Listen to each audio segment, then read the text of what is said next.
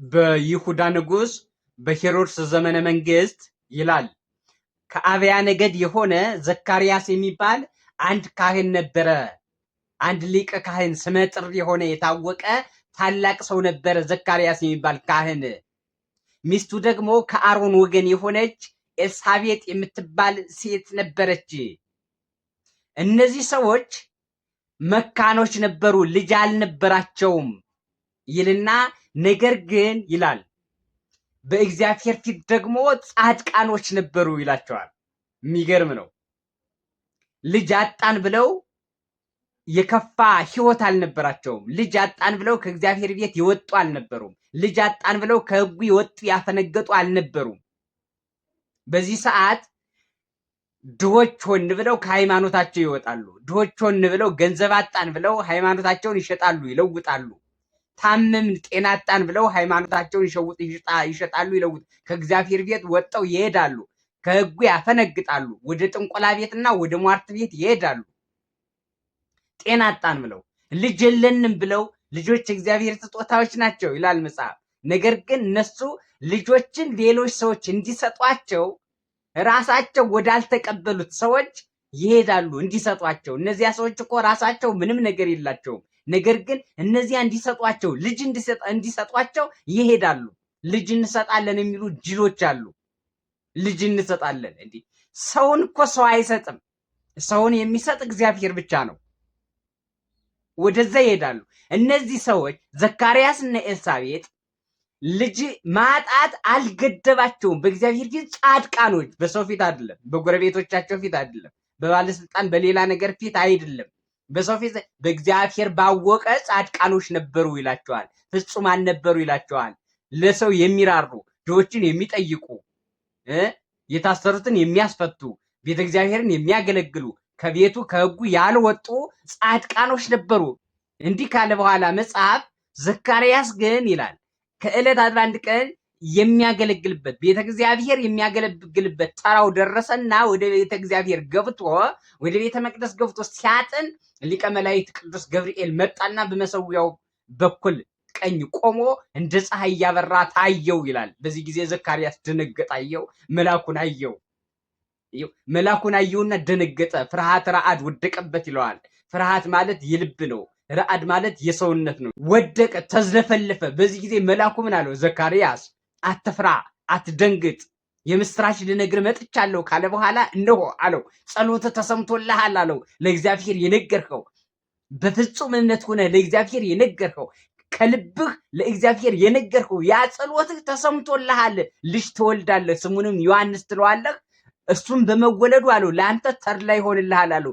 ተድላ ማለት ምን ማለት ነው? ምቾት ማለት ነው። እሱን ስለወለድህ ምቾት፣ እሱን በመውለድህ ምቾት ይመችሃል አለው።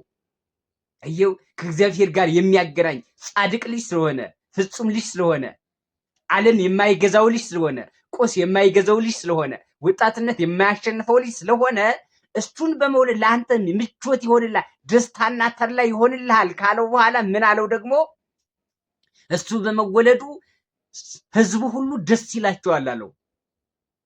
እሱ በመወለዱ አሁን ወጣቶች በመወለዳቸው ድሆች እያለቀሱ፣ በወጣቶች ንብረታቸው ተዘርፎ ቤታቸው ወድሞ ንብረታቸው ተቃጥሎ ተሰርቀው ልጆቻቸው ታግተው ተደፍረው አስነውረውባቸው አስለቅሰዋቸው ገፍተዋቸው አሳደዋቸው አፈናቅለዋቸው ወጣቶች ይህንን የመሰለ ክፉ ስራ አድርገውባቸው ህዝቡ እያለቀሱ ነው።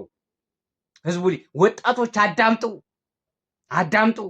ወጣት ለህዝብም ለሀገርም ኤነርጂ ነው፣ ኃይል ነው። ወጣት አስፈላጊ ነው። ወጣት ለበጎ ነገር ከሰራ አገር ታድጋለች። ህዝብ ይለመልማል፣ ህዝብ ይደሰታል፣ ህዝብ ይረካል። በመወለዱ ደስ ይላቸዋል፣ ብዙዎች ደስ ይላቸዋል። ለምንድን ነው ደስ የሚላቸው ካልከኝ ዮሐንስ የማይታዘዙትን ወደ ጻድቃን ጥበብ ይለውጣቸዋል። ምን ማለት ነው? የማይታዘዙ በኦሪታዊነት ያሉትን፣ ኦሪታዊ መስዋዕት መሰዋት የለመዱትን፣ በኦሪታዊ እምነት ማመን የለመዱትን፣ እግዚአብሔርን በኦሪት ማገልገል፣ በኦሪት ስርዓት ማገልገል የለመዱትን፣ ኦሪታዊ አገልግሎት መስጠት የለመዱትን እነሱን ሐዲስ ኪዳናዊነት ይለውጣቸዋል። ወደ ሐዲስ ኪዳናዊ ልብ፣ ወደ ሐዲስ ኪዳናዊ ሕይወት ስጋውን ደሙን ወደ መቀበል በስሙ ወደ መጠመቅ ይመልሳል። የንስሐ ጥምቀትን ያጠምቃቸዋል። ኃጢአታቸውን ይቀበላቸው፣ ኃጢአታቸውን እንዲናዘዙ ያደርጋቸዋል። ኃጢአታቸው እንዲሰረይላቸው ያደርጋል። አድርጎላቸው ደስ ይላቸዋል። ብዙዎችን የአበውን ልብ ወደ ውሉድ ልብ ይለውጠዋል አለ መልአኩ። የአበውን ልብ ማለት ያረጀውን እርሾ፣ ያረጀውን ማንነት፣ ያረጀውን እርሾ ወደ ሐዲስ ኪዳናዊ ልብ ይለውጠዋል። ወደ ሐዲስ ኪዳናዊ እምነት ይለውጠዋል። በዚህ ብዙዎች ደስ ይላቸው ይረካሉ። በኃይለ ኤልያስ ይሄዳል አለው። በኤልያስ መንፈስ ተቃኝቶ ኤልያስን መስሎ እግዚአብሔርን ያገለግለዋል። በፍጹም ብሕትውና እግዚአብሔርን ያገለግለዋል። ይህንን ትወልዳለህ፣ ስለዚህ ደስ ይበልህ አለው ዘካርያስን። ከእግዚአብሔር ጋር ከሆን እግዚአብሔርን በፍጹም ልባችን ከለመንነውና እግዚአብሔርን በፍጹም ልባችን ከነገር ነው እግዚአብሔር የሚቸግረው ስለሌለ ሁሉን ማድረግ ስለሚችል ይሰጠናል። ዋናው የኛ በፍጹም ልባችን አለመቅረባችን ነው። በፍጹም ልብ አለመጸለያችን ነው እኛን እያራቀን ያለ ስጦታችን ልመናችን እያዘገየው ያለ የኛ የራሳችን ችግር እንጂ እግዚአብሔር እኛን ከኛ በላይ ይወደናል። እኛ ለኛ ከምናስበው በላይ እግዚአብሔር ለኛ የሚያስበው የበለጠ ነው።